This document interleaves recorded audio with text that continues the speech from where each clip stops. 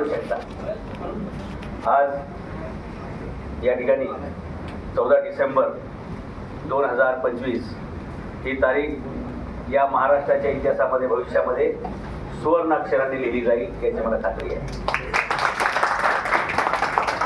त्याचं कारण असं आहे की आजच्या दिवशी आज इथे मुलुंडमध्ये आपले पक्षाचे संस्थापक राष्ट्रीय सचिव महासचिव पायस वर्गीस साहेब यांच्या पुढाकाराने आज मुंबईत आपलं हे मुख्यालय महाराष्ट्र मुख्यालय म्हणून या महाराष्ट्रात जिथे जिथे आपलं पत्र जाईल, जिथे आपलं व्हिजिटिंग कार्ड सगळ्यांची छापली जातील, त्या प्रत्येकावर तिथला ॲड्रेस असेल. त्यामुळे म्हणून ही गोष्ट, ही जागा, हा परिसर, ही घटना ही सगळी भविष्यामध्ये सुवर्ण अक्षरांनी लिहिली जाईल.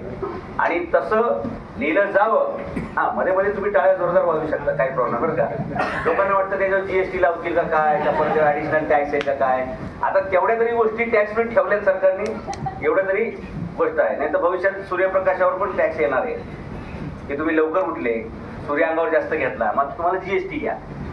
आता काय काय सोर्सेस करतील काय सांगता येत नाही. त्यामुळे आज मुंबईसारख्या शहरामध्ये एवढं मोठं प्रशस्त ऑफिस उघडलं जाणं हीच आपल्या पक्षाचं कार्य महाराष्ट्रभर आणि मुंबईत वाढतंय ही गोष्ट. आणि याच्यानंतर तुम्हाला उद्या फुटेज पाहायला मिळेल जुहूमध्ये, जिथे महाराष्ट्राचे सगळ्यात श्रीमंत लोक राहतात, तिथे सुद्धा असंच प्रशस्त ऑफिस आपलं तयार झालेलं आहे. लवकरच त्याचं इनोव्हेशन होत आहे. गेल्याच महिन्यामध्ये आपण बांद्र्याला पण ऑफिस काढलेलं आहे, बरोबर. थोडीशी वाट बघूया, जेव्हा आपण पिंपरी चिंचवडमध्ये काढू तर ते किमान 4-5 माळ्याच्या बिल्डिंगच असतात.